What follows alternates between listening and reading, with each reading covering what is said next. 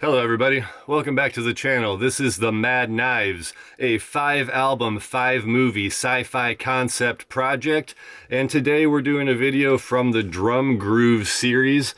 We're going to talk about the drums on the second song, which is entitled Space Flight. Let's get into it. Show the logo, hit the music. Okay, so these grooves that we're going to talk about all come out of a drum book that I wrote a few years ago called the 10/8 Drum Method, Quintuplet Drum Grooves for Modern Backbeat Music. I really think that subtitle is fancy and hilarious. So this book is available for sale on Amazon. I'll have the link below. And let's talk about these grooves. So the idea with all of these is that they're based around quintuplets, which is fives, 1, 2, 3, 4, 5. And for this song, we are in 5/4 time at 210 beats per minute. And at that tempo and that configuration, those beats are going to line up with what is being played in a drummer's right hand or ride hand if you're a left-handed drummer. So this is what's going to be on the hi-hat or the ride cymbal, really holding the whole groove together. So these are getting a little more complicated compared to the last song that we did. We're stretching the idea a little bit. So let's talk about the first one. I've got it notated here on the page so we can look at how this is going to go. This is the verse groove in this song, and this is played on the hi-hat. And so you can see here we've got this groove based around quintuplets. And the important thing to remember about this is that to make these work, you have to pay attention to the downbeats and the backbeats. That's how we're really selling these grooves. So the downbeat on the first beat of the whole thing, and the backbeat is the snare hit here. So you can imagine this, the fives in the top line, snare on the backbeat, and what we're doing here is a very common sort of like rock and roll thing. We're just changing the kick pattern a little bit to give it some motion and to give it some flavor. So this is what we're about to hear. Let's see what this sounds like on the drum set, just the drums all by themselves. Here we go.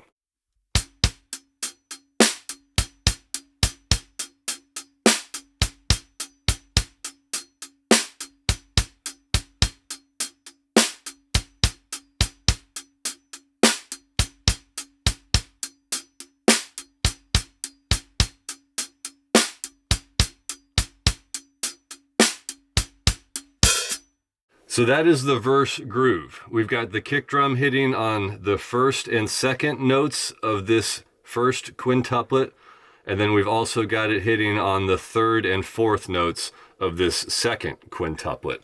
So that's how it sounds all by itself, which might feel a little weird with nothing around it. So let's listen to a portion of this, just the instrumentals from the demo track, so you can hear what this groove sounds like with the other instruments and all in context. This is part of the verse from Space Flight.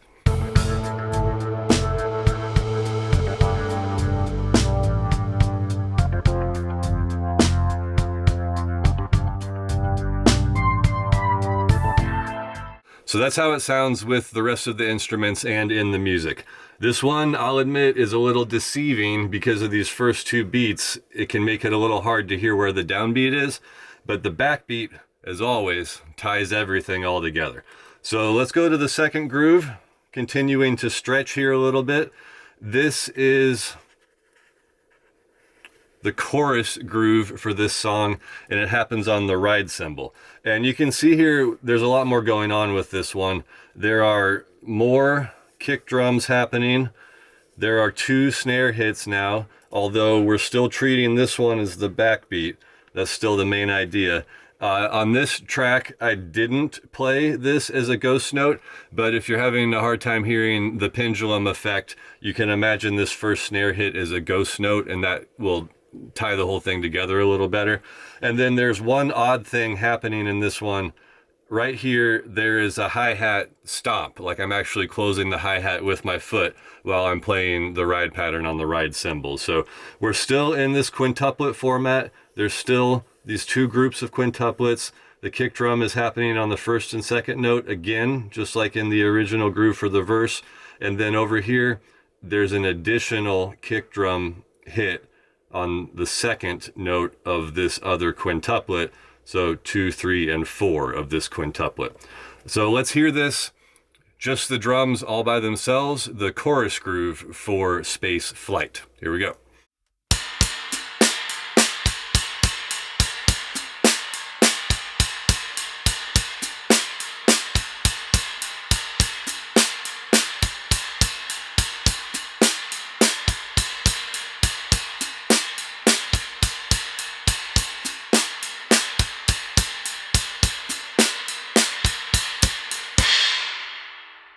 Okay, so that's what it sounds like, the drums all by themselves. I like this groove. It has a really interesting sort of push in the second half of it with all these extra kick drum hits.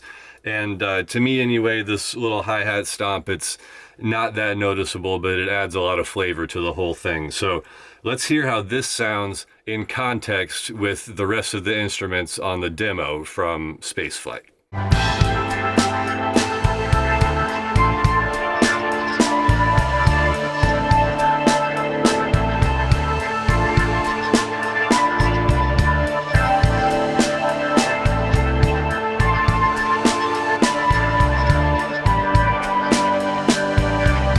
Okay, so that's the chorus groove, how it sounds in context with everything, and hopefully it makes a little more sense when there are some instruments involved. So next is the third and final groove from this song. This, I guess you might call it a bridge. Some of these songs don't have the most sensible sections, but this one I'm really twisting things around in a couple of interesting ways. So you'll see this is sort of half of the length of these other grooves because this is just one figure repeating over and over. And I've done like a kick snare switcheroo, a little bit like that Cars song that we all like to, as drummers, we like to watch people fall over on the dance floor when we play that. So the snare is hitting on the first note of the quintuplets this time, and we're still in a quintuplet format, but I've added a 16th note here. So 1, 2, and 3, 4, 5, depending on how you want to count it. Snare at the beginning, kick on the 4, and then there's an open hi-hat along with the kick on the 4, which I'm closing on the 5. So that open hi-hat gets that entire 8th note. This is a interesting figure, and it sort of twists everything onto its head in the song. So let's start by listening to just the drums for the bridge section of Spaceflight. Here we go.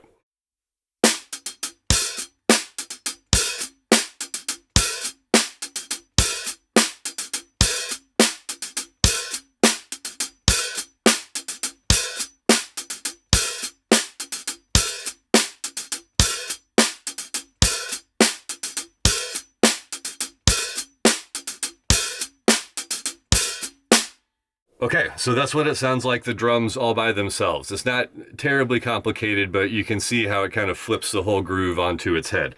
So to make that a little more clear, let's listen to a portion of this from the instrumental demo for Spaceflight so you can hear it all in context.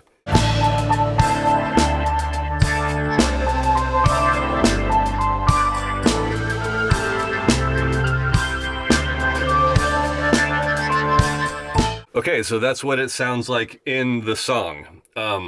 Keen listeners may have noticed that there's also a tambourine happening in there, but transparency is important. I played that totally separate from the drum groove, so it's not like I was adding that in there and pretending like I had 3 arms or anything like that. So that's how that groove sounds in context with the rest of the song. And to my mind anyway, this is a deviation from this sort of standard 10/8 grooves that we have in these 2 bits, but we're staying true to the quintuplet feel.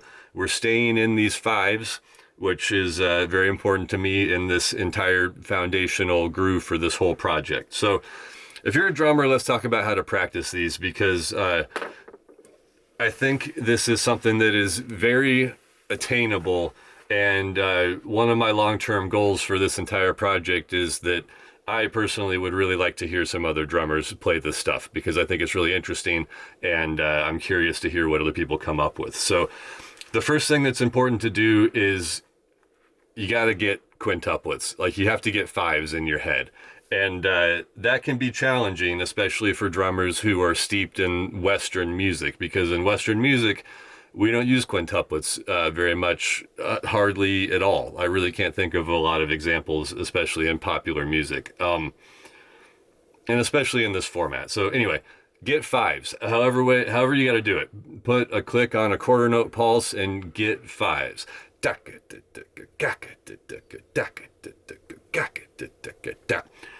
Get them in your head somehow. When I was first starting this, I used to just walk around singing them. I would sing fives in the shower. I would play them on my chest while I was sitting around looking at TV. Get fives. And then the next thing to do, just like anything else, if you're trying to learn these and you can't get them, there's sort of 3 steps.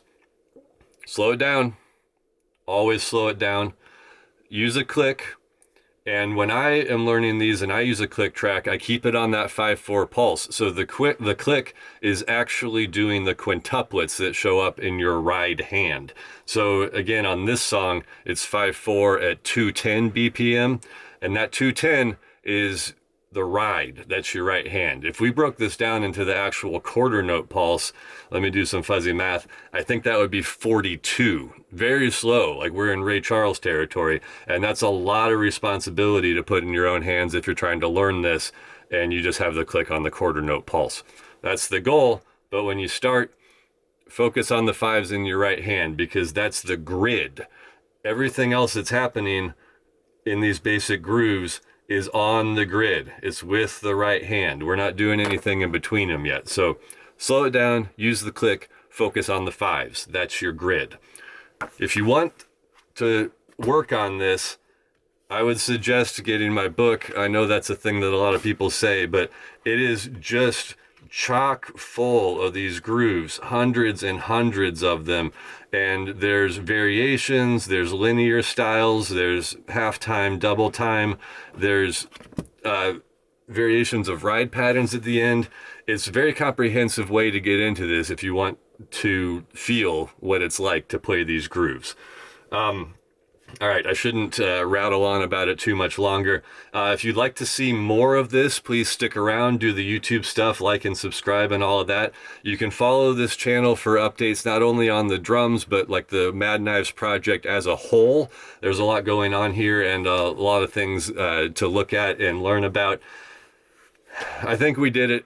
You can check out more about this on the website, themadknives.com, or you can follow me over on Instagram @themadknives. That's it for today. Thank you all for watching, and I'll see you next time.